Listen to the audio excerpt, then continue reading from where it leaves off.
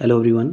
हम लोग मुगल साम्राज्य के अंतर्गत अकबर और जहांगीर से संबंधित जितने भी इंपॉर्टेंट क्वेश्चन दिए गए हैं उन सारे क्वेश्चन को हम लोग इस वीडियो में कंप्लीट करने वाले हैं। इनके प्रीवियस वीडियोस में हम लोगों ने बाबर, हुमायूं और शेरशाह सूरी से संबंधित जितने भी क्वेश्चन दिए गए थे उनको ऑलरेडी कंप्लीट किया हुआ है। उन वीडियोज़ को जाके आप लोग प्लेलिस्ट में देख सकते हैं। आइए अब हम लोग स्टार्ट करते हैं जो अकबर से संबंधित प्रश्न दिए गए हैं। तो देखिए, पहला क्वेश्चन यहाँ पे ये कह रहा है कि अकबर का जन्म कब हुआ था। तो ध्यान दीजिएगा, जो अकबर हैं इनका जन्म हुआ था 15 अक्टूबर 1542 को। अगला क्वेश्चन ये कह रहा है कि अकबर का जन्म कहाँ पर हुआ था। तो ये इनका जन्म जो है वो अमरकोट के राणा थे जिनका नाम था बीरसाल, इन्हीं के यहाँ अकबर का जन्म हुआ था। अगले में कह रहा है अकबर के माता पिता का क्या नाम था। तो इनकी माता का नाम हमीदा बानो बेगम था और इनके पिता का नाम हुमायूं था।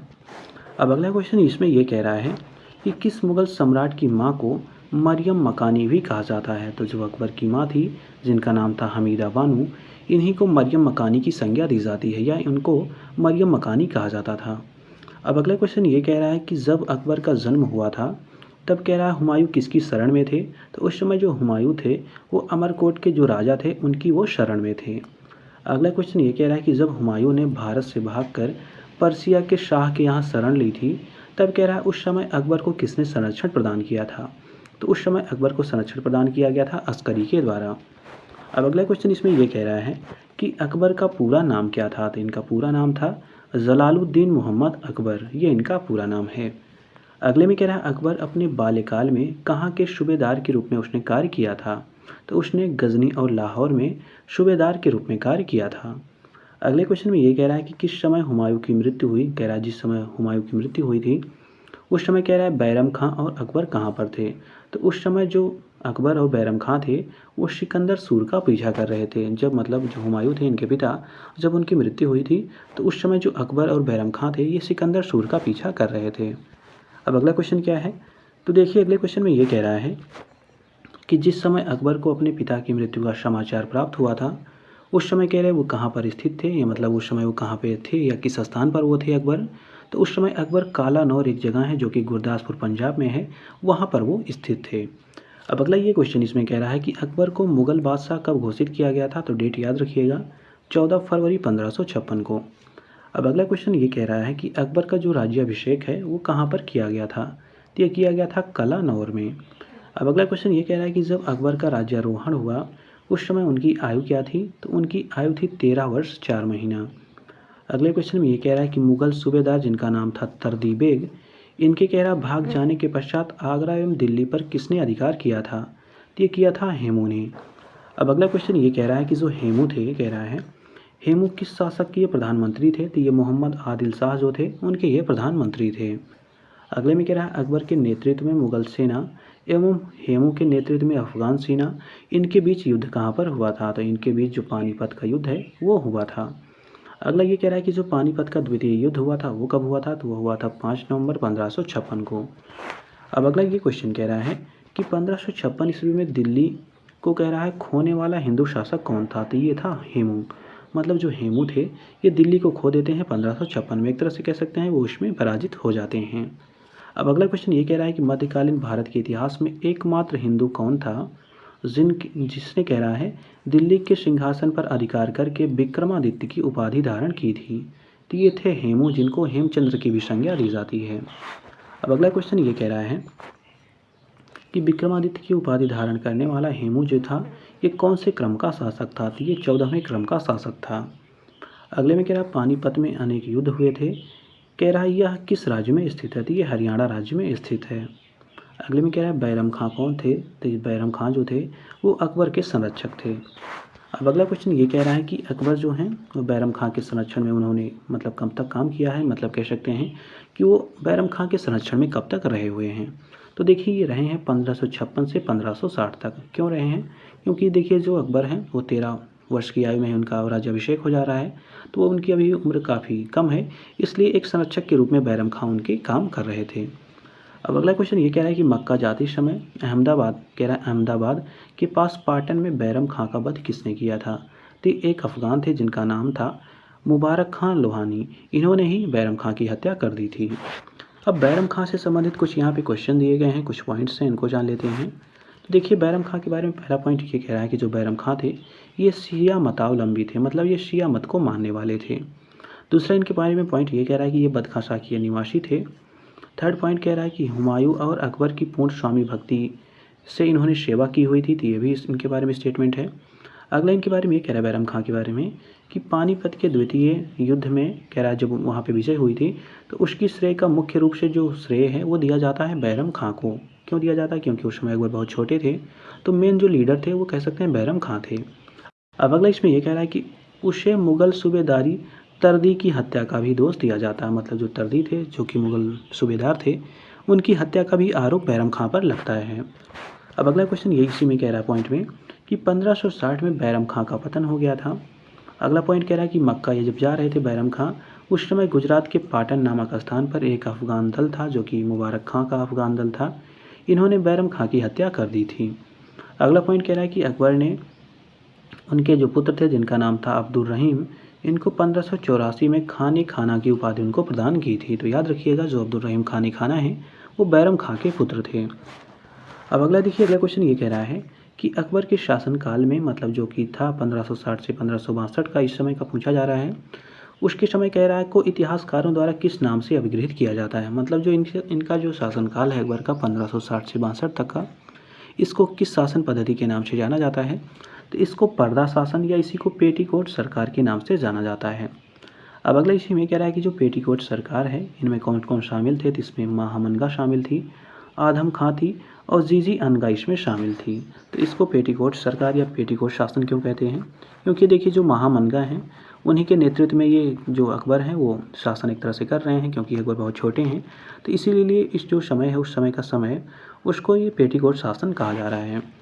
अब अगला क्वेश्चन ये कह रहा है कि कौन मुगल काल की एकमात्र महिला प्रधानमंत्री थी? तो ये थी माहम अनगा। अगले में कह रहा है साम्राज्य विस्तार के क्रम में अकबर का सबसे पहला जो आक्रमण था वो किस राज्य पर हुआ था? तो हुआ था मालवा पर, इसको याद रखिएगा। अगले में कह रहा है मालवा के शासक जिनका नाम था बाज बहादुर, इनके विरुद्ध किसके नेतृत्व में आक्रमण किया गया था? ये किया गया था अकबर के धाई भाई थे जिनका नाम था आदम खां, इन्हीं के नेतृत्व में ये आक्रमण किया गया था। अब अगला क्वेश्चन ये कह रहा है कि अकबर ने आदम खां को हटाकर किसे मालवा का सूबेदार नियुक्त किया था? तो ये नियुक्त किया था पीर मोहम्मद को। अगले में कह रहा है पीर मोहम्मद जो थे किस नदी को पार करते समय ये डूब गए थे उसमें और मर गए थे? तो ये थी नर्मदा नदी। अगले में कह रहा है अकबर के समय मालवा विजय के लिए कौन उत्तरदायी था? तो मालवा विजय के लिए थे अब्दुल खान उज़्बेक, जो अब्दुल्ला खान उज़्बेक थे ये मालवा विजय के लिए उत्तरदायी थे। अगले में कह रहा है किस मुगल सरदार को अकबर ने स्वयं मारा था? तो ये थे आदम खां। अगले में कह रहा है माहम अनगा के पुत्र जिनका नाम था आदम खां को किसने मारा था? तो ये अकबर ने स्वयं मारा था इनको। अब अगला क्वेश्चन इसमें ये कह रहा है कि अजमेर में ख्वाजा मोइनुद्दीन चिश्ती की दरगाह की धार्मिक प्रसिद्धि से प्रेरित होकर अकबर दरगाह की प्रथम जो तीर्थ यात्रा थी उसके लिए कब रवाना हुआ था? तो ये रवाना हुआ था 1562 में।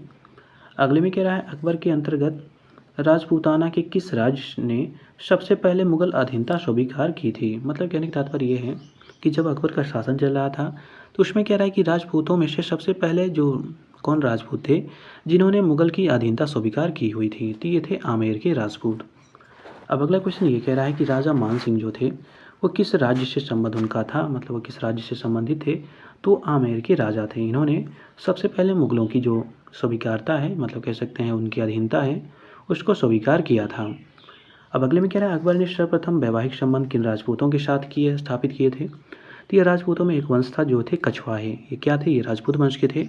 इन्होंने ही सबसे पहले जो मुगल थे उनसे वैवाहिक संबंध स्थापित किए थे।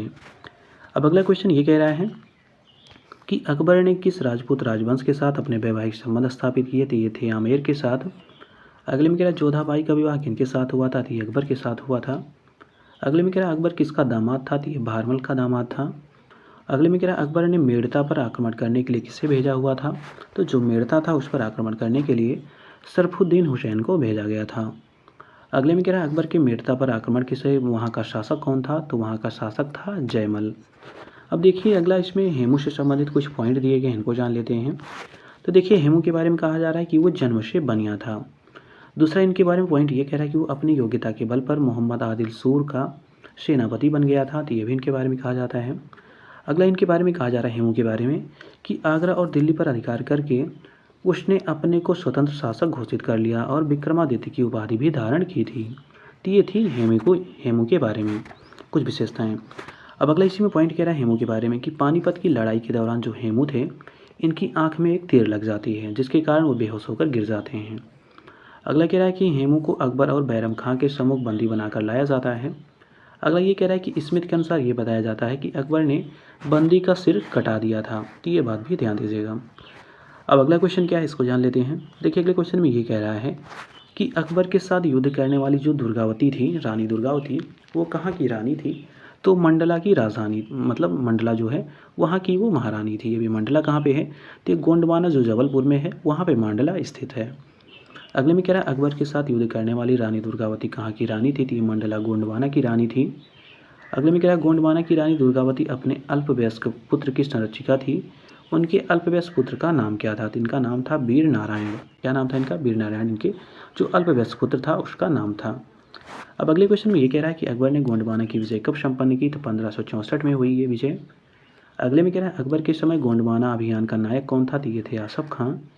अगले में कह रहा है रानी दुर्गावती को किसने पराजित किया? तो अकबर ने पराजित किया था। कब किया था? 1564 में। अब अगला क्वेश्चन ये कह रहा है कि अकबर को किस समय उज़्बेक जो थे उनके विद्रोह का सामना करना पड़ा था? तो ये 1560 से जो 67 का समय था, उसी समय उज़्बेकों के विद्रोह का सामना करना पड़ा था। अगले में कह रहा है अकबर ने चित्तौड़ पर घेरा कब डाला था? तो ये डाला था 1567 में। अगले में कह रहा है राजपूताना के किस राज्य ने अकबर की जो संप्रभुता थी वो स्वयं स्वीकार नहीं की थी? तो ये था मेवाड़। मेवाड़ ऐसा राज्य था जिसने अकबर की संप्रभुता को स्वीकार नहीं किया था। अब अगला क्वेश्चन ये कह रहा है कि अकबर ने जब 1567 में चित्तौड़ पर आक्रमण किया, उस समय मेवाड़ का महाराजा कौन थे? तो उस समय मेवाड़ के राजा थे उदय सिंह। अगले में कह रहा है अकबर के आक्रमण के विरुद्ध चित्तौड़गढ़ की रक्षा कौन कर रहा था? तो ये कह रहे थे जयमल। अगले में कह रहा है अपने किस अभियान के दौरान अकबर ने राजपूतों का निर्दयतापूर्वक कत्लेआम करवाया और रक्त रंजित विजय प्राप्त की थी? तो ये था चित्तौड़ अभियान, मतलब चित्तौड़ ने उनकी अधीनता स्वीकार नहीं की थी, तो इसीलिए ऐसा ये किया गया है। अब अगले में कह रहा है किस विजय के उपलक्ष्य में अकबर ने फतहनामा जारी किया था? तो ये था चित्तौड़ विजय के उपलक्ष्य में। अब अगला क्वेश्चन ये कह रहा है कि अकबर ने रणथंभौर पर कब विजय प्राप्त की थी? तो ये विजय प्राप्त की थी 1569 में। अब अगला क्वेश्चन ये कह रहा है कि अकबर के आक्रमण के समय रणथंभौर का किलेदार कौन था? तो ये थे सुरजन राय हाड़ा। अगले में कह रहा है अकबर के किस मनसबदार ने मुगलों से विवाह संबंध स्थापित न करने, सिजदा न करने और दरबार में सशस्त्र आने की शर्तें रखी थी? तो ये थे सुरजन राय हाड़ा। अब अगला क्वेश्चन ये कह रहा है कि किस राजपूत शासक ने मुगलों के विरुद्ध निरंतर स्वतंत्रता का संघर्ष जारी रखा और समर्पण नहीं किया? तो ये थे जो मारवाड़ था वहाँ के थे राव चंद्रसेन। इन्होंने निरंतर संघर्ष जारी रखा था। अब अगला क्वेश्चन ये कह रहा है कि गुजरात के शासक जिनका नाम था मोहम्मद शाह तृतीय, इनके कह रहा है किस अमीर ने अकबर को गुजरात के मामले में हस्तक्षेप करने का निमंत्रण दिया था? तो ये थे एतमाद खान। अगले में कह रहा है किस इतिहासकार ने अकबर के द्वितीय गुजरात अभियान को ऐतिहासिक द्रुतगामी आक्रमण कहा था? तो ये कहा था स्मिथ महोदय ने। अब अगला क्वेश्चन ये कह रहा है कि किस अभियान के दौरान अकबर ने पहली बार पुर्तगाली जो व्यापारी थे उनसे भेंट की थी और समुद्र के दर्शन किए हुए थे? तो ये था गुजरात अभियान, जो कि हुआ था 1572 में। इसी के दौरान पहली बार जो अकबर थे उन्होंने पुर्तगालियों से भेंट की हुई थी और उसी समय उन्होंने समुद्र के दर्शन भी किए हुए थे, मतलब एक तरह से कह सकते हैं उन्होंने समुद्र को देखा था। अगले में कह रहा है तुकारोई, जिसको हम लोग कह सकते हैं तुकाराम, इसकी लड़ाई कब लड़ी गई थी? ये लड़ी गई थी 1575 में। अब अगला क्वेश्चन क्या है? तो देखिए अगले क्वेश्चन में ये कह रहा है कि अकबर ने बंगाल तथा बिहार को मुगल साम्राज्य में कब मिलाया? तो ये मिलाया था 1576 में। अगले में कह रहा है अकबर और राणा प्रताप के बीच प्रसिद्ध हल्दी घाटी का युद्ध कब हुआ था? तो ये हुआ था 1576 में। अगले में कह रहा है हल्दी घाटी की लड़ाई जो 1576 में हुई थी, ये किन के बीच हुई थी? तो ये हुई थी मेवाड़ और मुगलों के बीच। अब अगला क्वेश्चन ये कह रहा है कि हल्दी घाटी के युद्ध में महाराणा प्रताप की सेना का सेनापति कौन था? तो ये थे हकीम खां। अगले में कह रहा है हल्दी घाटी के युद्ध में मेवाड़ के अधिपति महाराणा जो प्रताप थे, इनको मुगल सेना ने पराजित किया। इसी में कह रहा है कि मुगल सेना का नेतृत्व कौन कर रहा था? तो ये कर रहे थे राजा मान सिंह। अब अगला क्वेश्चन ये कह रहा है कि मान सिंह जो प्रथम थे, किसके ये विश्वसनीय सेनापति थे? तो ये अकबर के विश्वसनीय सेनापति माने जाते थे। अगले में कह रहा अकबर ने फरजंद, जिसको कह सकते हैं इसको पुत्र की उपाधि है, मतलब ये फरजंद मतलब पुत्र होता है, इसकी उपाधि किसको दी थी? तो ये दी गई थी उपाधि राजा मान सिंह को। तो इस बात से अंदाज़ा लगा सकते हैं आप लोग कि जो मानसिंह थे इनके कितने प्रिय थे। अब अगला क्वेश्चन ये कह रहा है कि 1576 में मेवाड़ के किस राजपूत शासक ने हल्दी घाटी का युद्ध लड़ा और फिर अपने घोड़े जो चेतक था उस पे बैठकर वो क्या होते हैं, जब घायल हो जाते हैं तो मैदान छोड़ के चले जाते हैं। तो ये किया था महाराणा प्रताप ने। अब अगला क्वेश्चन ये कह रहा है कि हल्दी घाटी के युद्ध के पीछे अकबर का मुख्य उद्देश्य क्या था। तो ये था राणा प्रताप को अपने अधीन लाना। एक तरह से कह सकते हैं कि राणा प्रताप जो थे काफ़ी स्वाभिमानी थे, वो किसी के अंडर में नहीं आना चाहते थे, उनका खुद का स्वाभिमान था।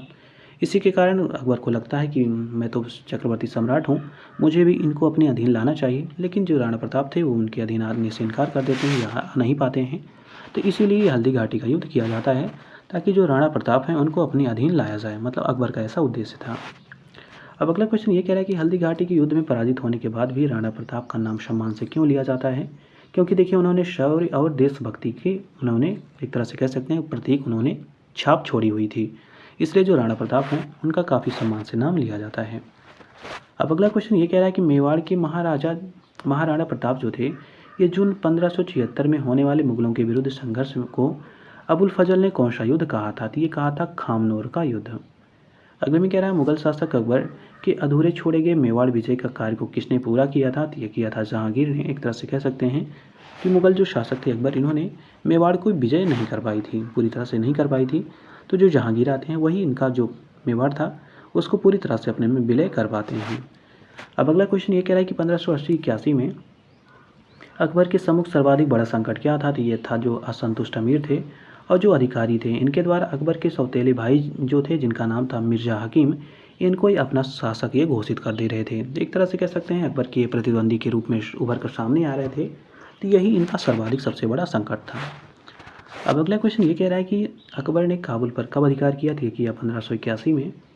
अगले में कह रहा है काबुल पर अधिकार करने के पश्चात अकबर ने किसे काबुल का सूबेदार बनाया था। तो ये बनाया था बख्तुनशाह बेगम को।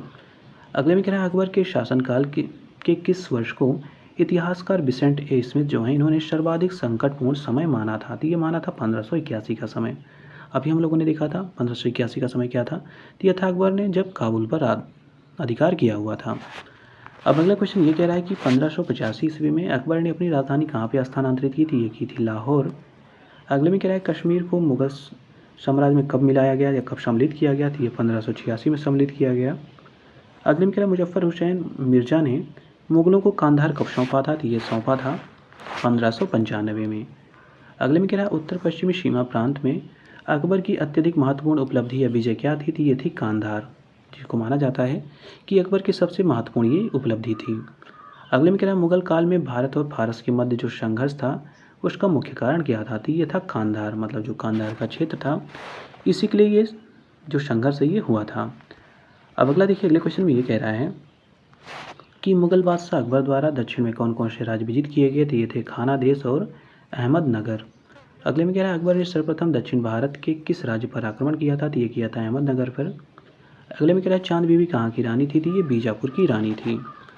अब अगला क्वेश्चन इसमें ये कह रहा है कि चांद बीबी ने मुगलों के विरुद्ध किस दुर्ग में सफलतापूर्वक रक्षा की थी। ये था अहमदनगर। अगले में कह रहा है महान मुगल सम्राट अकबर के कह रहा जीवन की अंतिम विजय कौन थी। तो ये थी असीरगढ़ का युद्ध, जो अकबर की जो अंतिम विजय है वो माना जाता है। अब अगले में कह रहा है अकबर ने असीरगढ़ की विजय कब प्राप्त की थी। ये 1601 में प्राप्त की। अगले में कह रहा है अकबर द्वारा कुछ दुर्गों की विजय का सही कालानुक्रम क्या है ये बताना है। तो देखिए पहले उन्होंने मेड़ता, फिर रणथंभौर, फिर कलिंजर, फिर असीरगढ़। तो ये इसका सीक्वेंस है। अब अगला क्वेश्चन ये कह रहा है कि भारत और उज्बेकिस्तान के वो दो शासक कौन थे जो मक्का और मदीना के पवित्र क्षेत्रों की ओर जाने वाले रास्तों को विजित करने हेतु सहमत हुए थे। तो ये थे अकबर और अब्दुल्ला खान उज़्बेक। अब अगला क्वेश्चन इसमें यह कह रहा है कि मुगल साम्राज्य का प्रांतों ने विभाजन पहली बार किसने किया था। तो ये किया था अकबर ने, मतलब जो मुगल साम्राज्य था उसको प्रांतों में विभाजित किया गया था अकबर के द्वारा। अगले में कह रहा है 1605 में कुल मुगल सूबे कितने थे। तो ये 15 सूबे थे। अगले में कह रहा है अपने शासन के किस वर्ष में अकबर ने साम्राज्य के सूबों को विभाजित किया था। तो ये 24वें वर्ष विभाजित किया था। अगले में कह रहा है लगभग 50 वर्षों तक शासन करने के पश्चात किस मुगल शासक की मृत्यु 1605 में हो गई और उसे आगरा के बाहर सिकंदरा में दफनाया गया। तो ये दफनाया गया था अकबर को। अगले में कह रहा है किस मुगल बादशाह का कथन है कि एक राजा को विजय प्राप्त करने के लिए सदैव तत्पर रहना चाहिए, नहीं तो पड़ोसी शासक उसके विरुद्ध सशस्त्र उठाने की चेष्टा करते हैं। तो ये कहा था अकबर ने। अब देखिए अकबर के जो नवरत्न हैं काफ़ी बार पूछे जाते हैं, कौन कौन इसमें नवरत्नों में शामिल थे। तो देख लेते हैं। इसमें देखिए अबुल फजल हैं, फैज़ी हैं, तानसेन हैं, बीरबल हैं, टोडरमल हैं, मान सिंह हैं, अब्दुल रहीम खान खाना हैं, अजीजुद्दीन हैं, मुल्ला दो प्याजा हैं। अब अगला देखिए ये भी काफ़ी इंपॉर्टेंट है। अकबर के जो सैन्य अभियान हुए हैं काफ़ी इनके डायरेक्ट जो वर्ष हुए हैं, किस वर्ष में कौन सा अभियान हुआ है ये पूछा जाता है। या तो कभी कभी सीक्वेंस दे दिया जाता है कि 4 युद्ध दे दिए गए, 4 उनके सैन्य अभियान दे दिए गए, इनको हमको सीक्वेंस में व्यवस्थित करना रहता है। तो इस प्रकार के क्वेश्चन यहाँ से पूछे जाते हैं। तो देखिए पहला है मालवा विजय, तो ये हुआ है 1561 में। इसमें स्थानीय शासक थे बाज बहादुर और मुगल नेतृत्व कर किया जा रहा था अदम खां और पीर मोहम्मद के द्वारा। चुनार का देखिए जो युद्ध है ये हुआ था 1561 में। इसमें मुगल नेतृत्व किया था अशरफ खान ने। अगला है आमेर का जो कि 1562 में हुआ था। इसमें स्थानीय शासक हैं भारमल और मुगल नेतृत्व करता है श्वेत छाया। अगले में कह रहा है मेड़ता जो है ये 1562 में हुआ है। स्थानीय शासक जयमल हैं और जो मुगल नेतृत्व करता है ये है सुरफुद्दीन। अब अगला ये कह रहा है कि जो गोंडवाना हुआ है वो हुआ था 1564 में ये युद्ध हुआ था। इसमें स्थानीय नेता थे वीर नारायण जो कि रानी दुर्गावती के यहाँ के संबंधित थे और इनमें मुगल का नेतृत्व किया था आसफ खान ने। अगला है मेवाड़, ये हुआ है युद्ध 1568 में। जो स्थानीय नेता थे उदय सिंह थे और मुगल का नेतृत्व किया था स्वयं अकबर ने। अगला है रणथंभौर, ये हुआ था इसका युद्ध 1569 में। इसमें स्थानीय नेता थे सुरजन राय हाड़ा और इसमें जो मुगल नेतृत्व है वो किया गया था भगवान दास और अकबर के द्वारा। अब अगला क्वेश्चन क्या है, तो देखिए अगले क्वेश्चन में ये कह रहा है कि जो कलिंजर युद्ध है काफ़ी इंपॉर्टेंट है, बहुत बार पूछा गया है। तो कलिंजर युद्ध हुआ है 1569 में। इसमें स्थानीय नेता रामचंद्र हैं और इसमें मुगल का नेतृत्व किया है मजनू खान ने। मारवाड़ का युद्ध हुआ है 1570 में। इसमें स्थानीय नेता चंद्रसेन हैं, स्वेच्छाएँ इसमें मुगल नेतृत्व करता है।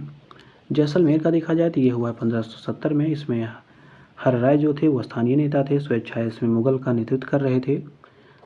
जो बीकानेर है यहाँ का विजय हुआ है में। इसमें स्थानीय नेता राय कल्याणमल थे और स्वेच्छाएँ इसमें मुगल नेतृत्व करता थे। गुजरात का जो प्रथम विजय हुई थी ये हुई थी 1572 में।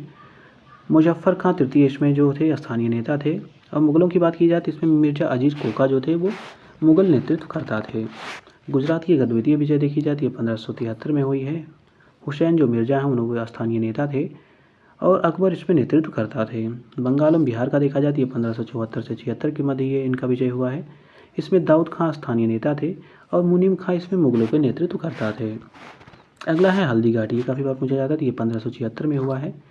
स्थानीय नेताओं में कह सकते हैं महाराणा प्रताप थे जो इनके अपोज में थे, एक तरह से कह सकते हैं विपक्ष में थे। और मुगलों की साइड से थे आसफ खां और मान सिंह। अगला है काबुल विजय, ये हुआ है 1581 में। हकीम मिर्जा उस समय स्थानीय नेता थे और मुगलों का नेतृत्व कर रहे थे मान सिंह और अकबर। अगला है कश्मीर, ये विजय हुआ था 1586 में। इसमें स्थानीय नेता यूसुफ खां और याकूब खां थे और इसमें मुगलों का नेतृत्व किया था कासिम खां और भगवान दास ने। अब अगला है सिंध, तो सिंध का जो विजय है वो हुआ था 1591 में। इसमें जानी बेग स्थानीय नेता हैं और अब्दुल रहीम खान खाना जो हैं इन्होंने मुगलों का नेतृत्व किया हुआ है। खान देश की विजय देखा जाए तो 1591 में। अली खां इसमें स्थानीय नेता हैं, स्वेच्छाएँ इसमें मुगलों का नेतृत्व करता है। अगले में क्या है उड़ीसा जो है उसका विजय हुआ है 1591 से 92 के मध्य। निसार खां इसमें स्थानीय नेता हैं, मान सिंह इसमें मुगलों का नेतृत्व करता है। अब अगला है बलूचिस्तान, तो ये विजय हुई है 1595 में। पन्नी अफगान इसमें स्थानीय नेता हैं, मीर जो मासूम हैं वो मुगलों के नेतृत्व करता है। कांधार की बात की जाती है इसका विजय हुआ है 1595 में। मुजफ्फर हुसैन इसमें स्थानीय नेता है, शाह बेग इसमें मुगलों के नेतृत्व करता है। अहमदनगर की विजय देखी जाए तो 1597 से 1600 ईस्वी के मध्य हुई है। स्थानीय नेता में थे बहादुर निजाम शाह और मुगलों का नेतृत्व किया था शहजादा मुराद अब्दुल रहीम खान खाना ने। अब अगला है असीरगढ़, जो अकबर की लास्ट विजय थी। तो असीरगढ़ के बारे में जान लेते हैं। तो देखिए असीरगढ़ का जो युद्ध है इसकी कह सकते हैं विजय जो हुई है वो 1601 में हुई है। इसमें स्थानीय नेता था मीरन बहादुर और अकबर की ये अंतिम विजय इसको माना जाता है। अब अगला है अकबर के शासनकाल की कुछ प्रमुख घटनाएं हैं, काफ़ी इंपॉर्टेंट है, काफ़ी बार पूछा जाता है ये, तो इसको भी याद रखिएगा। तो देखिए 1560-62 का जो समय रहता है उस समय पर्दा शासन जो व्यवस्था थी उस पर कुछ काम किए जाते हैं। और जब 15 से 62 का समय आता है तो जो पर्दा शासन प्रथा थी इसको समाप्त कर दिया जाता है। 1563 में देखिए जो तीर्थ यात्रा कर था इसकी समाप्ति हो जाती है। 1564 का जब समय आता है तो जजिया कर जो था उसको समाप्त कर दिया जाता है। 1571 में फतेहपुर सीकरी की स्थापना कराई जाती है। तो इनका सीक्वेंस आप लोग याद रखिएगा क्योंकि काफ़ी बार पूछा जाता है। अगला है 1573 से 74 का जो समय है तो उस समय मनसबदारी प्रथा की शुरुआत होती है। 1575 में इबादत खाने का निर्माण होता है। 78 में इबादत खाना में सभी धर्मों के लोगों के लिए प्रवेश की अनुमति दी जाती है। 1579 में मजहर की घोषणा होती है। 1580 में सूबों का जो विभाजन है वो दहसाला प्रणाली की शुरुआत भी होती है, मतलब सूबों का जो विभाजन है और जो दहसाला प्रणाली है, ये दोनों चीज़ें 1580 में होती हैं। 1581 में देखा जाए तो अकबर का सर्वाधिक संकटपूर्ण समय था, B.A. स्मिथ ने ऐसा बताया हुआ है। 1582 का समय देखा जाए तो दीन इलाही का प्रवर्तन होता है, मतलब लागू किया जाता है। 1583 देखा जाए तो पशुवध निषेध, इलाही कैलेंडर की शुरुआत भी इसी समय होती है। 1584 की बात देखी जाए तो अब्दुल रहीम को खाना की उपाधि भी दी जाती है। कब दी जाती है? 1584 में। अब अगला क्वेश्चन देखिए, तो अगला है विविध। अब देखिए विविध जो अकबर के बारे में कुछ विविध क्वेश्चन दिए गए, इनको जान लेते हैं। तो पहला कह रहा है इसमें कि राजपूतों के साथ मेल मिलाप की नीति अपनाने में अकबर का मुख्य उद्देश्य क्या था। मतलब कहने का तात्पर्य है कि राजपूतों के साथ अकबर ने मेल मिलाप की नीति को क्यों अपनाया था। तो इनके पीछे कारण ये था कि जो मुगल साम्राज्य है ताकि उसको और शक्तिशाली बनाया जाए, तो यही इसका उद्देश्य था। अब अगला क्वेश्चन ये कह रहा है कि जो आदम खां थे उनके विषय में कुछ सत्य कथन दिए गए, इनको जान लेते हैं। तो पहला स्टेटमेंट कह रहा है कि अकबर ने आदम खां को उनके पद से हटा दिया था तथा उनके स्थान पर पीर मोहम्मद को मालवा का प्रशासक नियुक्त किया था। तो ये स्टेटमेंट सही है। दूसरा कह रहा है जो आदम खां इन्होंने अपनी विजय से जो प्राप्त संपत्ति थी इसको अकबर की सेवा में नहीं भेजा था। तो ये स्टेटमेंट सही है। अब अगला क्वेश्चन ये कह रहा है कि अकबर का शासनकाल जाना जाता है। तो ये देखिए क्षेत्रों को जीतने के लिए जाना जाता है, अपनी प्रशासनिक व्यवस्था के लिए जाना जाता है, न्यायिक प्रशासन के लिए जाना जाता है। तो ये सब इनके जानने के प्रमुख कारण हैं। अब अगला ये कह रहा है कि अकबर ने राजपूतों को अपने पक्ष में करने के लिए कौन सी नीति अपनाई थी। तो इन्होंने वैवाहिक संबंध स्थापित करना स्टार्ट किया, धार्मिक सहिष्णुता की नीति को अपनाना स्टार्ट किया। इसके अतिरिक्त राजपूतों को उच्च पदों पर मतलब जो राजपूत हैं उनको उच्च पद प्रदान करना स्टार्ट कर दिया। तो ये सब थे जिसकी वजह से जो राजपूत थे ये अकबर की तरफ झुकाव इनका बढ़ जाता है। अब अगला ये कह रहा है कि अकबर के पुत्र जिनका नाम था शहजादा मुराद, इनकी मृत्यु कैसे हुई थी। तो ये अत्यधिक मद्यपान से इनकी मृत्यु हो गई थी। अब अगले में कह रहा है पश्चिम बंगाल में आने वाला पहला अंग्रेज कौन था। तो इसका नाम था जॉन मिल्डल हॉल। अगले में कह रहा है अकबर के दरबार में आने वाला पहला अंग्रेजी व्यक्ति कौन था। तो ये थे रॉल्फ फिंच। याद रखिएगा, अकबर के दरबार में पहला आने वाला जो अंग्रेज व्यक्ति था वो था रॉल्फ फिंच।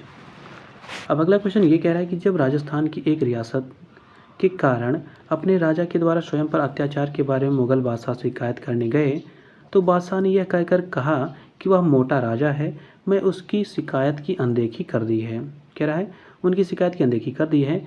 राजा उनकी जो रियासत है और मुगल बादशाह जो है जिसने उसे मोटा राजा कहा था। तो ये थे जोधपुर का राजा जिसका नाम था उदय सिंह। इन्हीं को जो अकबर हैं उन्होंने मोटा राजा कहा हुआ था। अब अगला क्वेश्चन ये कह रहा है कि किसने धाय कुल के साथ अपने संबंध को परिभाषित करने के संदर्भ में कहा था कि मेरे और अजीज के बीच जो है दूध की नदी है जिसे मैं पार नहीं कर सकता। तो ये कहा था अकबर ने। किस लिए कहा था? क्योंकि उन्होंने ऐसा बताया था कि जो उनका और उनके धाय का कुल है उनके संबंध इस प्रकार से हैं जिस प्रकार से कहा जाता है कि दूध की नदी हो। जिस प्रकार उन्होंने बताया कि जिस प्रकार की दूध की नदी है मैं उसको पार नहीं कर सकता, उसी प्रकार जो अकबर है उन्होंने अपने धाय का कुल का संबंध अपने आप से बताया हुआ है। अब अगला एक स्टेटमेंट दिया गया, इसको जान लेते हैं। देखिए इसमें कह रहा है कि कुछ समय बाद कह रहा है बीवी दौलत खां को एक बेटी पैदा हुई। ध्यान दीजिए, कह रहा है कि जो बीवी दौलत शाह को एक और बेटी पैदा हुई। कह रहा और उसने बादशाह ने उसका नाम आराम बानू बेगम रखा। इसी में कह रहा है कि मेरे पिता उसे इतना पसंद करते थे कि उनकी गुस्ताखियों को भी अच्छे आचरण की सीमा में मानते थे और बार बार मुझे संबोधित करते हुए कहते थे, बाबा मेरी खातिर मेरे बाद भी इस छोटी बहन के प्रति इतनी ही दयालुता रखना जैसी मैं रखता हूँ। इसी में कह रहा है कि जो हिंदी मुहावरे में लाडला बिगड़ा हुआ बच्चा है, यह धृष्टता को सह लेना, मतलब कह रहा है इस धृष्टता को सह लेना और अक्खड़पन जो है इसको आप नज़रअंदाज कर देना। यह संवाद किसके बीच का है? तो ये अकबर और जो सलीम हैं उनके बीच का ये संवाद है। अब अगला ये कह रहा है कि मालडेस्लो नामक एक यात्री किसके शासन में भारत आया। तो ये अकबर के शासन में भारत आया था। अब अगला क्वेश्चन क्या है? तो देखिए अगला क्वेश्चन ये कह रहा है कि अकबर की लोकप्रियता के कारण क्या हैं। तो देखिए अकबर की लोकप्रियता के कारणों में है कि उनकी मानसबदारी व्यवस्था जो प्रथा थी वो काफ़ी लोकप्रिय हुई। और उसके बाद जो उन्होंने धार्मिक नीति अपनाई हुई थी, सहिष्णुता की नीति अपनाई थी, किसी धर्म को वो एक तरजीह नहीं देते थे, मतलब सभी धर्मों को समान रूप से देखते थे, इसलिए इनकी प्रसिद्धि का कारण है। अगला कारण है उनकी भू राजस्व व्यवस्था। अगला कारण है उनकी सामाजिक सुधार की जो नीतियाँ हैं, ये सब जो चीज़ें हैं वो अकबर की लोकप्रियता के कारण हैं। अब अगला ये कह रहा है कि मुगल बादशाहों के विषय में सत्य कथन है। तो देखिए कहा जाता है कि जहांगीर हैं, शाहजहां और खुसरो हैं, इनका जन्म जो है राजपूत माँ के गर्भ से हुआ था। अब अगला क्वेश्चन ये कह रहा है कि जो इंग्लैंड की रानी एलिजाबेथ प्रथम है, ये किनके समकालीन थी? तो ये अकबर के समकालीन थी। अब अगला क्वेश्चन ये कह रहा है कि भारत में किसके शासन में इंग्लिश जो ईस्ट इंडिया कंपनी है इसका गठन हुआ? तो ये अकबर के समय हुआ है। अगले में कह रहा है किसके कथनानुसार जो मुगल हरम है वो सच चरित्रता का मंडप था? तो ये बताया था निज़ामुद्दीन अहमद ने, मतलब जो निज़ामुद्दीन अहमद हैं उन्होंने बताया कि जो मुगलों का हरम है जहाँ पे बहुत सारी स्त्रियाँ रहती हैं वो सच चरित्रता का मंडप है। अब अगले में कह रहा है कौन सा स्थान, ध्यान दीजिएगा, कह रहा है कौन सा स्थान कह रहा है शेख मुबारक का जन्म स्थान माना जाता था? ये नागौर है। अगले में कह रहा है शेख अबुल फजल की हत्या किसने की? तो ये वीर सिंह बुंदेला ने की हुई है। अगले में कह रहा है अब्दुल फजल की मृत्यु किसके कारण हुई थी? तो ये शहजादा सलीम के कारण इनकी मृत्यु हो गई थी। अगले में कह रहा है किस इतिहासकार ने अकबर को इस्लाम का शत्रु माना है? ये कहा है? तो ये कहा है बदायूनी ने। क्यों कहा है? क्योंकि इन्होंने बहुत सारे जो हिंदू ग्रंथ थे उनके जो ये हैं फारसी में अनुवाद करा दिए, इसलिए इनको लगता था कि उनका धर्म भ्रष्ट कर रहे हैं, इसलिए उन्होंने बताया कि ये इस्लाम के शत्रु हैं। एक तरह से ये सभी धर्मों को तरजीह देते हैं। अब अगला ये कह रहा है कि किस इतिहासकार ने, ध्यान दीजिएगा, कह रहा है किस इतिहासकार ने अकबर को राजपूतों की स्वतंत्रता का प्रथम सफल विजेता कहा है? तो ये कहा है कर्नल टॉड ने। तो इस प्रकार अकबर से संबंधित जितने क्वेश्चन थे उसको हम लोगों ने कंप्लीट कर लिया।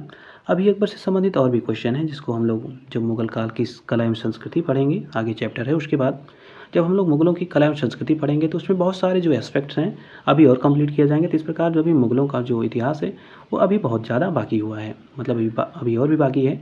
जब हम लोग कला और जो संस्कृति है मुगल काल की उसको जब हम लोग पढ़ लेंगे तो जो मुगल साम्राज्य होगा वो पूरी तरह से कंप्लीट हो जाएगा। अब देखिए जो जहांगीर से संबंधित जो स्टैटिक जीके के कुछ क्वेश्चंस हैं उनको जान लेते हैं। तो पहला क्वेश्चन ये कह रहा है कि सन 1605 में अकबर की मृत्यु के पश्चात मुगल साम्राज्य की गद्दी पर कौन बैठा? थी? ये जहांगीर बैठे। अगले में कह रहा है जहांगीर का राज्याभिषेक कब हुआ? तो 1605 में हुआ था, आगरा में हुआ है। अगले में कह रहा है जहांगीर का जन्म कब हुआ? तो ये हुआ था 30 अगस्त 1569 को। अगले में कह रहा है किस मुगल बादशाह का जन्म प्रसिद्ध सूफी संत शेख सलीम चिश्ती के आशीर्वाद से हुआ था? तो ये थे जहांगीर। अगले में कह रहा है जहांगीर की माता का क्या नाम था? तो इनकी माता का नाम था मरियम उज जमानी, या इन्हीं को जोधाबाई कहा जाता है। अगले में कह रहा है जहांगीर के बचपन का क्या नाम था? तो इनके बचपन का नाम सलीम था। अब अगला क्वेश्चन ये कह रहा है कि अकबर जो सलीम को प्यार से किस नाम से पुकारता था? तो इनको शेखू बाबा के नाम से पुकारता था। अगले में कह रहा है जहांगीर का पूरा नाम क्या था? तो इनका पूरा नाम था नूरुद्दीन मोहम्मद जहांगीर। अगले में कह रहा है राज्याभिषेक के पश्चात जहांगीर ने कौन सी उपाधि धारण की? तो इन्होंने नूरुद्दीन मोहम्मद जहांगीर बादशाह गाजी, ये उपाधि उन्होंने धारण की। अब अगला क्वेश्चन ये कह रहा है कि सलीम का जो प्रथम विवाह किनके साथ हुआ? तो ये हुआ था मानबाई के साथ। अगले में कह रहा है जहांगीर ने अपनी किस पत्नी को शाह बेगम की उपाधि प्रदान की? तो इनका नाम था मानबाई, जिनको शाह बेगम की उपाधि प्रदान की गई थी। अब अगला क्वेश्चन क्या है? तो देखिए अगले क्वेश्चन में ये कह रहा है कि जो सलीम का दूसरा विवाह किनके साथ हुआ था? ये हुआ था जगत गोसाई के साथ, जिनको मल्लिकाए जहाँ का भी एक तरह से टाइटल कह सकते हैं, ये कह सकते हैं मल्लिकाए जहान के नाम से इनको संबोधित किया जाता था। अब अगले में कह रहा है जहांगीर की किस पत्नी ने अफीम खाकर आत्महत्या कर ली थी? ये थी शाह बेगम, जो कि इनकी पहली बीवी थी, जिनको मानबाई की संज्ञा दी गई थी। अगले में कह रहा है जहांगीर की पत्नी जिनका नाम था मल्लिका जहाँ, इनके संबंध में कुछ सही कथन दिए गए हैं, उनको जान लेते हैं। तो देखिए इसमें ये कह रहा है कि जहांगीर की पत्नियों में मल्लिका जहाँ राजपूत नहीं थी, मतलब जो मल्लिका जहाँ थी ये राजपूत नहीं थी, और बाकी जो इनकी मतलब पत्नियाँ थी वो सर्वाधिक संख्या में राजपूत ही इनकी स्त्रियाँ थी। अब अगला इसमें ये कह रहा है कि किस मुगल बादशाह ने अपने राज्य सिंहासनारोहण के पश्चात 12 प्रसिद्ध आदेश जारी किए थे? तो ये किए थे जहांगीर ने। अगले में कह रहा है किस मुगल बादशाह ने तमगा, ध्यान दीजिएगा, तमगा और मीर बहरी नामक कर को समाप्त कर दिया? तो ये किया था जहांगीर ने। अगले में कह रहा है जहांगीर काल में तमगा और मीर बहरी जो थे से इनसे आशय क्या था? तो ये नदी मार्ग के चुंगी हुआ करते थे, जैसे कि रोड पे हम लोग टोल टैक्स देते हैं, तो जैसे नदियों से अगर जाना रहता था तो मार्ग उनका चुंगी देना पड़ता था, तो इसी को कहते थे तमगा और मीर बहरी।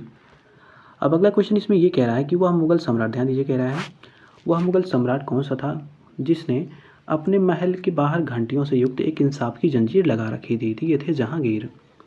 अगले में कह रहा है अबुल फजल के हत्यारे को किसने पुरस्कृत किया था? तो ये किया था जहांगीर ने। ध्यान दीजिए, कह रहा है कि जो अबुल फजल के हत्यारे हैं इनको किसने पुरस्कृत किया था? तो ये जहांगीर ने पुरस्कृत किया था। अगले में कह रहा है जहांगीर के सिंहासनारोहण के समय वीर सिंह बुंदेला को कितना पद और कितना मनसब प्रदान किया गया था? तो इनको 3000 का पद और 3000 का मनसब इनको प्रदान किया गया था। अब अगला क्वेश्चन ये कह रहा है कि किस मुगल बादशाह ने अपने शासनकाल में खुसरो, खुर्रम एवं महावत खां के विद्रोहों का सामना करना पड़ा? तो ये थे जहांगीर। अगले में कह रहा है राजकुमार खुसरो किस मुगल बादशाह के पुत्र थे, तो ये जहांगीर के ही पुत्र थे खुसरो, जिनके उपलक्ष्य में ध्यान दीजिएगा जो इलाहाबाद है वहाँ पे खुसरो बाग भी है, तो इन्हीं से एसोसिएटेड है, मतलब जहांगीर के पुत्र हैं खुसरो, इन्हीं की वजह से वो जो खुसरो है इलाहाबाद में खुसरो बाग वो बनाया गया है। अब अगले में कह रहा है 1607 ईस्वी में जहांगीर की हत्या के षड्यंत्र में खुसरो को क्या दंड दिया गया, तो इनको अंधा करवा दिया गया था, मतलब इनके जो पिता हैं इनके द्वारा इनको अंधा करवा दिया गया था। अब अगला क्वेश्चन ये कह रहा है कि जहांगीर ने किस सिख गुरु को खुसरो, जिसको हम लोग कहते हैं जहांगीर का पुत्र जो खुसरो थे, उनकी सहायता के आरोप में दंड दिया गया था, मृत्युदंड जिनको मिला था, तो ये थे गुरु अर्जुन देव। अगले में कह रहा है गुरु अर्जुन देव को जहांगीर ने 1606 में किसके कहने पर मृत्युदंड दिया, तो ये कहा था चंदू शाह के कहने पर। अब अगला कह रहा है कि जहांगीर के विषय में कुछ सही कथन दिए गए, इनको जान लेते हैं। तो पहला कह रहा है जहांगीर ने गुरु अर्जुन देव को मृत्युदंड दिया था, तो ये सही है। सेकंड कह रहा है सिख गुरु ने विद्रोही खुसरो का समर्थन किया था, तो ये भी सही है। अगला क्वेश्चन कह रहा है शहजादा खुसरो को किस स्थान पर दफनाया गया, तो ये इलाहाबाद में दफनाया गया जो कि खुसरो बाग है। अब अगला क्वेश्चन ये कह रहा है कि मेवाड़ राज्य जो बाबर के समय से ही मुगल साम्राज्य के लिए चुनौती देता रहा है, वो मुगल बादशाह के किस समय में वो पराजित हुआ था, तो वो हुआ था जहांगीर के समय में। अगले में कह रहा है मेवाड़ की संधि किस वर्ष हुई थी, ये 1615 में हुई है। अगला कह रहा है कि इसके शासनकाल में मेवाड़ राज्य में मुगलों की संप्रभुता को स्वीकार कर लिया था, तो ये किया था जहांगीर के काल में। अगले में कह रहा है मुगलों में मेवाड़ के जो राणा थे इनके मध्य चित्तौड़ की संधि किस शासक के शासनकाल में हस्ताक्षरित हुई थी, तो ये जहांगीर के समय में हस्ताक्षरित हुई थी। अब अगला ये क्वेश्चन कह रहा है कि मेवाड़ मुगल संधि के विषय में कुछ सही कथन दिए गए हैं, इनको जान लेते हैं। तो देखिए इसमें पहला कह रहा है कि राणा ने मुगल सम्राट की अधीनता स्वीकार कर ली, तो ये स्टेटमेंट सही है। अगले में कह रहा है मुगल सम्राट, ध्यान दीजिए, कह रहा है मुगल सम्राट ने मेवाड़ का समस्त विजित प्रदेश राणा को लौटा दिया, तो ये भी सही है। अगले में कह रहा है चित्तौड़ के दुर्ग की मरम्मत को निषिद्ध कर दिया गया, तो ये भी स्टेटमेंट सही है। अब अगला क्या कह रहा है इसको देख लेते हैं। तो देखिए अगला स्टेटमेंट ये कह रहा है कि राणा को सम्राट के समक्ष उपस्थित होने के लिए बाध्य नहीं किया गया, तो ये भी सही है। अगला स्टेटमेंट कह रहा है कि राजकुमार जो करण सिंह थे इनको मुगल सेना में उपस्थित रहना था, उन्हें 5-5 हज़ार का मनसबदार दिया गया था, तो ये भी स्टेटमेंट सही है। अब अगला क्वेश्चन ये कह रहा है कि 1620 ईस्वी में जहांगीर ने किनके नेतृत्व में कांगड़ा के विरुद्ध अभियान भेजा था, तो ये भेजा था शहजादा खुर्रम के नेतृत्व में। अब अगला क्वेश्चन ये कह रहा है कि जहांगीर, ध्यान दीजिए, कह रहा है जहांगीर के शासनकाल में किस नवीन प्रांत का गठन हुआ, तो ये था उड़ीसा प्रांत। अगले में कह रहा है मुगलों और अहमदनगर के बीच कौन सी संधि हुई थी, के बीच संधि कब हुई थी, तो ये हुई थी 1617 में। अब अगला क्वेश्चन ये कह रहा है कि किस मुगल बादशाह के समय में जो कांधार है मुगलों के अधिकार से निकल गया था, ये था जहांगीर का समय।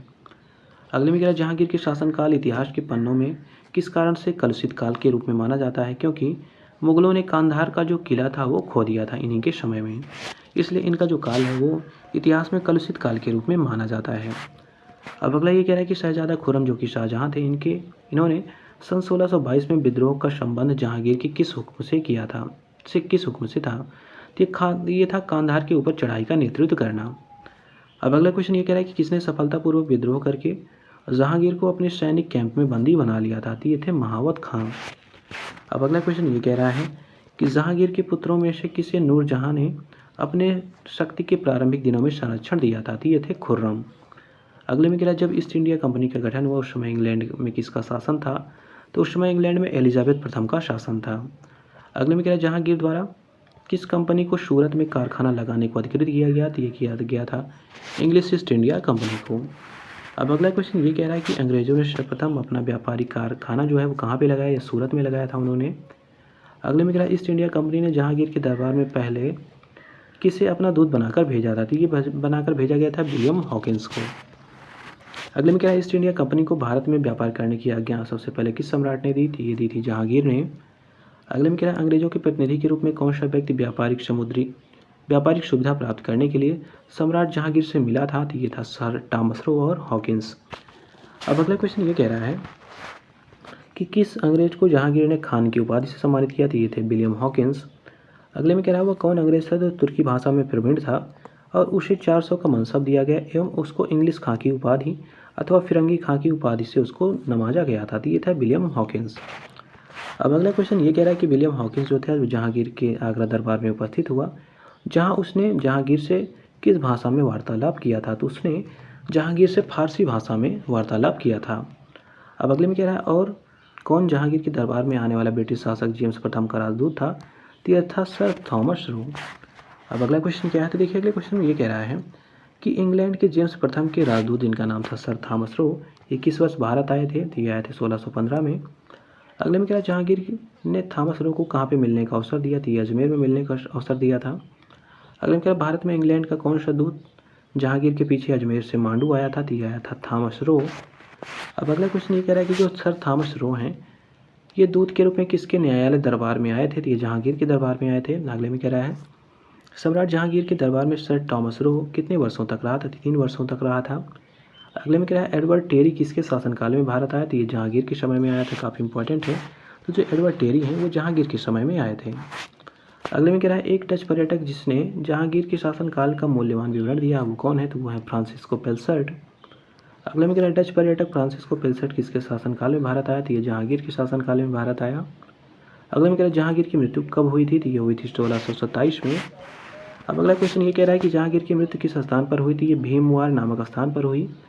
अगले में कह रहा है सम्राट जहांगीर को कहाँ पे दफनाया गया, तो लाहौर में। अगले में कह रहा है किस मुगल बादशाह का मकबरा भारत के बाहर स्थित है, तो ये है जहांगीर, इनका मकबरा भारत के बाहर स्थित है। अब अगले में कह रहा है किस मुगल बादशाह ने अपनी आत्मकथा ऑटोबायोग्राफी फारसी में लिखी हुई है, तो ये लिखी हुई है जहांगीर ने। अगले में कह रहा है किस सूफी संत को मुगल सम्राट जहांगीर ने बंदी बनाया था, तो ये थे शेख अहमद सरहिंदी।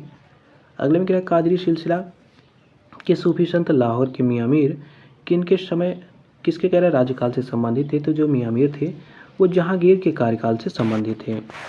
अब अगला क्वेश्चन ये कह रहा है कि किसके शासनकाल में जो पोर्ट्रेट चित्रकला है इसका अत्यधिक विकास हुआ था, ये हुआ था जहांगीर के काल में।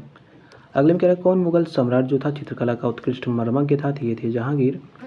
अगले में कह रहा है जहांगीर के विषय में किस इतिहासकार ने लिखा है कि वह जहांगीर जो है कोमल और निष्ठुर है, न्याय और बुद्धि में इसकी चंचलता है, सुसभ्यता और पश्चाताप इसमें अंदर भी विद्यमान है, बुद्धिमत्ता एवं बचपन का भी इसमें एक अजीब सा मिश्रण है। एक तरह से कह सकते हैं उनमें इतनी सारी खूबियाँ हैं, इतनी सारी कमियाँ हैं और इन सारी कमियों खूबियों का एक वो मिश्रण है, ऐसा कहा था B.A. स्मिथ ने। तो इस प्रकार हम लोगों ने जो अकबर और जहांगीर से संबंधित क्वेश्चन दिए गए थे उसको हम लोगों ने कंप्लीट कर लिया। अब इसके बाद देखिए जो नूरजहाँ जो हैं और जो शाहजहाँ हैं, उसके बाद जो लास्ट वाले कुछ शासक बचेंगे उनसे रिलेटेड जो क्वेश्चंस है उसको हम लोग दूसरे वीडियो में कंप्लीट कर लेंगे। तो इस प्रकार से जो पूरा ये सेगमेंट होगा मुगल साम्राज्य का शासकों के संबंधित जो सेगमेंट दिया गया ये कंप्लीट हो जाएगा। उसके बाद फिर ध्यान दीजिएगा, उसके बाद हम लोग जो आर्ट एंड कल्चर वाला सेगमेंट है यहाँ से देखिएगा, आपको दिखा दे रहा हूँ। यहाँ से देखिए ये थोड़ी दूर पे बात है, ये अभी इसका इतना बड़ा इतने सारे शासकों के संबंधित बहुत सारे भी क्वेश्चन दिए गए, इसको हम लोग को कंप्लीट करना है। उसके बाद देखिए यहाँ से तो मुगलकालीन संस्कृति यहाँ से स्टार्ट हो जाएगी। उसके बाद देखिए यहाँ पे राजत्व सिद्धांत, एक तरह से कह सकते हैं जो मुगलकालीन संस्कृति है उससे संबंधित जितने भी क्वेश्चन दिए गए हैं उन सारे क्वेश्चन को हम लोग आने वाले वीडियो में कंप्लीट करेंगे। तो मिलते हैं अगले वीडियो में एक नए टॉपिक के साथ।